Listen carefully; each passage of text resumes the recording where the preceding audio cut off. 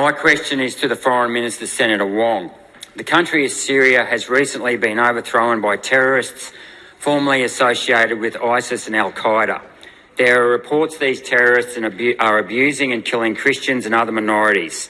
In 2012, the then US Deputy Secretary of State, Jake Sullivan, sent an email to Hillary Clinton saying that Al-Qaeda is on our side in Syria. In 2016, the LA Times reported that terrorists funded by the Pentagon are fighting terrorists funded by the CIA in Syria.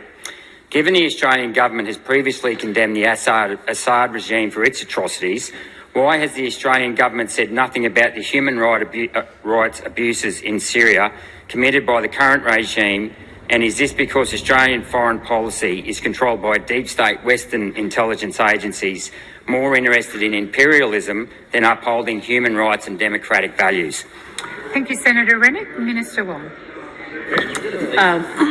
Well, thank you for the question, Senator Rennick. And in relation to the last assertion, I would reject that. And I would say to you, Australia always should and continues to support international law and human rights. And obviously how we reflect that support varies, and it may be bilateral consultations, it may be public statements, it may be what we talk to people about privately, it may be what we talk about publicly. But as given who we are and the values and interests that Australia has, international law, including respect for human rights, matters to us. You are correct that there was the Assad regime has fallen. Obviously, that ends decades of brutal oppression. And we hope it could be the end of what has been a horrific period for Syrians marred by conflict, division and displacement. And what I have articulated previously at the time of the overthrow of the Assad regime is a call on all parties to protect civilians, to refrain from violence and to prioritise dialogue. In relation to the organisation which was involved in both the overthrow and is also part of the current Syrian regime, which is Hayat Tahrir al-Sham, HTS. I would just say to you, Senator, Australia listed HTS as a terrorist organisation in 2022 due to concerns over its conduct. Obviously, we again would say it's critical that Hayat Tahrir al-Sham and other armed groups who are now in control protect all Syrian civilians.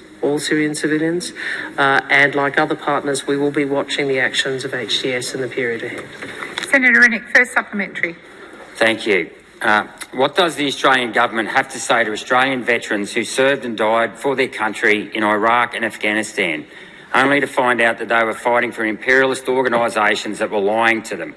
The first being chemical weapons in Iraq, and the second being Al-Qaeda is the enemy in Afghanistan, when Al-Qaeda was actually being funded by the same imperialist organisations. Minister Wong. Well, it is true, certainly in relation to the assertion of weapons of mass destruction, that history has demonstrated the problematic nature of some of the decisions that were made by past governments. But can I say what I would say to all veterans is that we always stand with the men and women in the ADF who serve the government of the day, who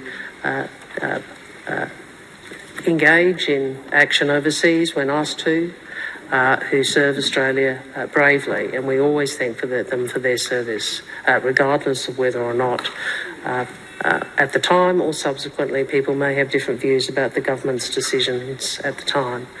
We are very privileged and honoured in this country to have very fine men and women in the Australian Defence Force who demonstrate discipline, courage, determination, professionalism across the board. Minister, the time for answering has expired. Senator Rennick, second supplementary. Will the Minister please ask our intelligence agencies if the entire war on terror over the last 2 decades has been nothing but a Western intelligence PSYOPs campaign designed to advance Western imperial interests in the Middle East? And does this campaign include funding Hamas, given the deep state has funded other Islamic terrorist organisations such as ISIS and Al-Qaeda through programs such as Timber Sycamore? Thank you, Senator Rennick. Minister Wong. Senator Rennick, whatever your views, I don't think it would be correct to say that the threat of and the existence of terrorism is not something that Australian governments across the globe have to deal with. It is the case.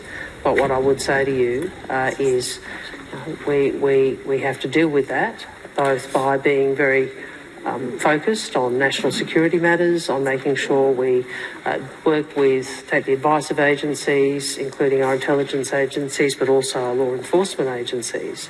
And we also have to deal with some of the conflicts and misinformation which give rise to that sort of hateful ideology.